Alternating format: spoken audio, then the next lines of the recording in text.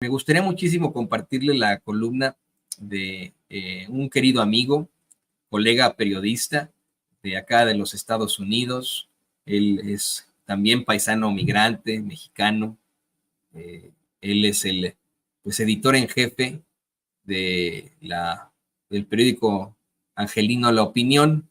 Me refiero al compañero Agustín Durán, quien publica esta pieza, esta columna en el medio Hispanic LA, y está muy fuerte, está muy fuerte. Y dice, la oposición en México, peor que los republicanos en Estados Unidos. Ahí le va, dice Agustín Durán. No es nuevo, pero no lo teníamos tan claro como hasta ahora. El objetivo de Estados Unidos era controlar y saquear a México sin gastar una bala para su beneficio. No le hace falta usar la fuerza, le sobran políticos cómplices en México. Hablar de la corrupción entreguista del PRI, PAN y PRD es hablar de la historia reciente de México. Era algo tan frecuente y normal que llegábamos a pensar que era parte de nuestra cultura, como lo dijo el expresidente Enrique Peña Nieto en varias ocasiones. Pero llegó el 2018 y millones de mexicanos votaron por el cambio.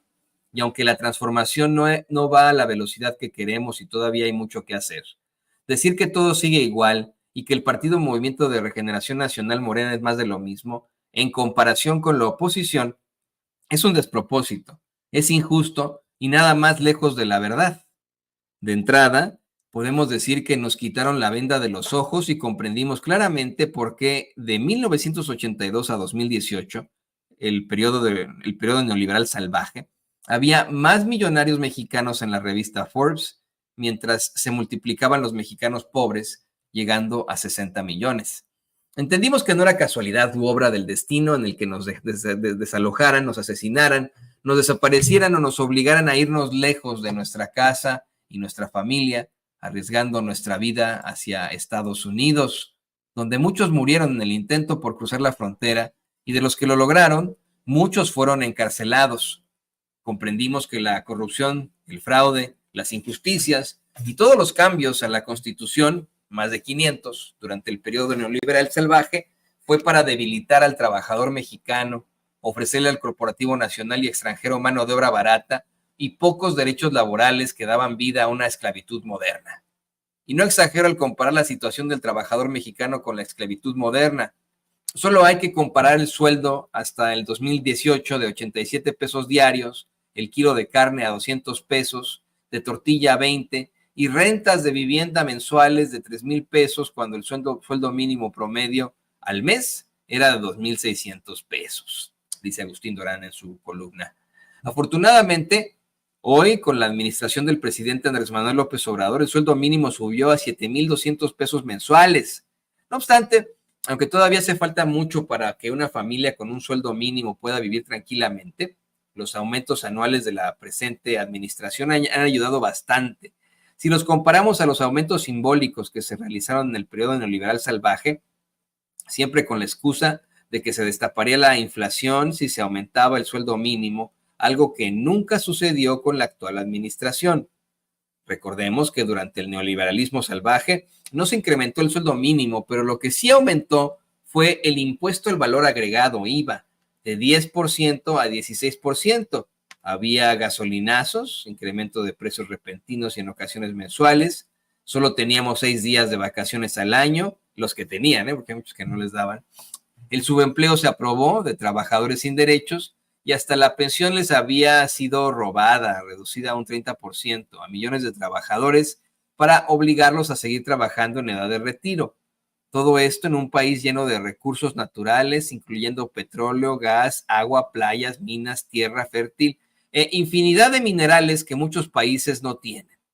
Fue gracias a esa complicidad de políticos, rapaces y vendepatrias que privatizaban y permitían el saqueo de recursos, además de legalizar la explotación laboral de millones de mexicanos. Por lo pronto, en este sexenio, además de haberse aumentado el salario mínimo, se incrementaron de 6 a 12 días las vacaciones al año, se eliminó el subempleo, trabajo sin derechos, se está trabajando para reducir la semana laboral de 48 a 40 horas y se acaba de aumentar la pensión para que los trabajadores puedan retirarse con más dignidad y, si se puede, con un promedio mensual equivalente al último sueldo con el que trabajaron. Por si fuera poco, se sacaron a más de 5 millones de mexicanos de la pobreza, se incrementaron apoyos sociales a todos los niveles y la economía avanzó en el escalafón mundial desbancando a España. El peso es la moneda más fuerte en comparación al dólar, no ha habido devaluaciones y se ha construido un gran número de obras de infraestructura como no se había hecho en los últimos 50 años. Si estos beneficios para el trabajador no nos dicen nada y todavía seguimos pensando que el actual sexenio es igual a los que gobernó la oposición, entonces no hay mucho que agregar. Es un indicativo que tus posturas contra este gobierno van más allá de tu ideología y de querer el bienestar para México. Tu enojo se reduce a una actitud personal y posiblemente construida gracias a la diaria retórica negativa y en muchos casos siniestra contra Obrador de los presentadores supuestamente profesionales en los medios masivos de comunicación en México, que es una analfabeta funcional, que es un populachero vulgar, que es un indio de Macuspana, un intento de dictador, que sus decisiones son caprichos suyos, que es un imbécil, nos lleva al comunismo, a vivir como Venezuela, Cuba, etcétera. No obstante, sabemos que hace falta mucho para alcanzar una sociedad más equitativa, pero no olvidemos que en la mayoría de los casos el PRI, PAN, PRD y ahora el Movimiento Ciudadano, además del Poder Judicial, en este sexenio han votado en contra o se han opuesto casi a todas las medidas aprobadas a beneficio del trabajador mexicano. Es triste, pero es verdad. El Poder Judicial está lleno de jueces de derecha y muy corruptos que, al igual que la oposición, protegen más los intereses de las corporaciones extranjeras que los intereses del pueblo. Un ejemplo es la reforma energética que, aunque ya se aprobó por el Poder Legislativo, el Poder Judicial la detuvo, al igual que otras 74 leyes que en suma benefician al pueblo o al trabajador mexicano, pero que el Poder Judicial las ha suspendido supuestamente por inconstitucionales, porque supuestamente violan el libre mercado o la competencia, entre otras excusas, escribe Agustín Durán, el editor en jefe del periódico La Opinión. Dice, es por eso que el mexicano común y corriente llama vendepatrias al Poder Judicial y a la oposición política en México, porque siempre se oponen a los beneficios del trabajador, se oponen a la construcción de la infraestructura como el Tren Maya, la refinería de Dos Bocas, los aeropuertos de Santa Lucía y Tulum, el tren interoceánico y el tren interurbano, entre muchas otras obras que no solo abren oportunidades y dan trabajo, sino que construyen infraestructura para los nuevos retos y necesidades nacionales. Obras que devienen tanto en negocios como en turismo, autosuficiencia, cambio climático e inversión para las cuales y las futuras generaciones. Pero nada de eso le importa a esta oposición. Le dijeron que no a todo lo que viniera de Morena, igual que los republicanos durante la presidencia de Obama, cuando ellos prácticamente no construyeron obras de infraestructura en 40 años, pero sí se robaban todo el dinero. A diferencia de Estados Unidos, los partidos republicano y demócrata nunca votan en contra de los intereses del país. Hay diferencias entre ellos. Los dos son de derecha, uno más moderado y el otro más extremo, pero nunca ponen en riesgo la soberanía nacional. En México, la oposición y el Poder Judicial sirve de cómplice para que las corporaciones extranjeras controlen todos los recursos mexicanos y obtengan mano de obra barata. El objetivo es que estas transnacionales mejoren sus ganancias. No importa si es a costillas del trabajador mexicano. En otras palabras, no ven por el bienestar de México. Otro ejemplo de la complicidad es la entrega de casi todo el petróleo y el gas, así como entraron en el campo y ahora hay que exportar maíz. Actualmente, todavía hay que importar gasolina de Estados Unidos y otros productos que hasta antes de Salinas de Gortari permitían la autosuficiencia de la nación. Es una pena que el PRI, el PAN, el PRD y Movimiento Ciudadano sirvan de cómplices al corporativo extranjero y simplemente le hagan la tarea más fácil al saqueo y control de recursos que desde el siglo pasado Estados Unidos siempre ha buscado en México, dice Agustín Durán, editor en jefe de La Opinión de Los Ángeles. No olvidemos que esa actitud entreguista de la oposición política mexicana no es casual y cobra sentido. Si la ligamos con las intenciones de controlar a México expresadas por el gobierno estadounidense en la Carta de 1924, donde el exsecretario de Estado entregó a un dueño de medios impresos de la nación norteamericana. En la misiva, el exsecretario de Estado explica que Estados Unidos debe abandonar la idea de poner un estadounidense en la presidencia de México. Es mejor llevar a ambiciosos mexicanos a las universidades estadounidenses, donde sean educados con los valores, estilo de vida y respeto por el liderazgo de Estados Unidos. Con el tiempo, estos jóvenes llegarán a la presidencia de México y será más fácil dominar al país sin gastar una bala. Desafortunadamente, esa ha sido por muchas décadas nuestra realidad. Lo peor es que muchos de esos líderes que han facilitado con sus leyes la entrega de la soberanía y recursos mexicanos a manos extranjeras no se han educado en Estados Unidos, pero de todas formas terminan entregando al país a base de corrupción y dádivas.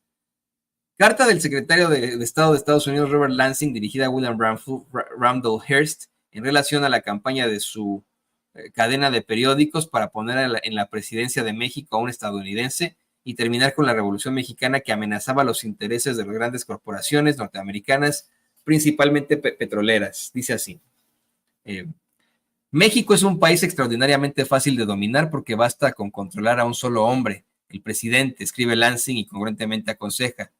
Tenemos que abandonar la idea de poner en la presidencia mexicana a un ciudadano estadounidense, ya que eso conduciría otra vez a la guerra.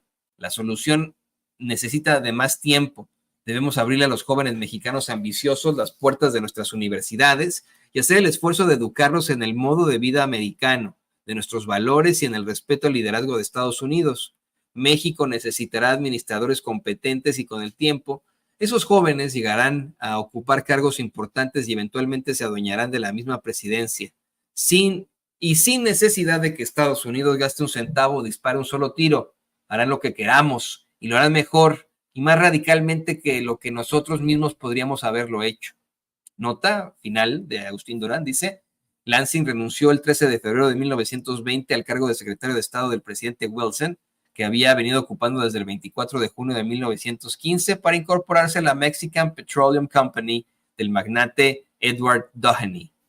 Agustín Durán es un inmigrante que ha ejercido el periodismo en diferentes medios de Los Ángeles por 23 años y actualmente es editor de Metro de la Opinión. Es graduado de Ciencias de la Comunicación en Ciudad de México y tiene una maestría en Comunicación Masiva de la Universidad de Northridge. Es padre, esposo y es tan escéptico que no le cree ni a su madre cuando le dice te quiero, se lo tiene que probar.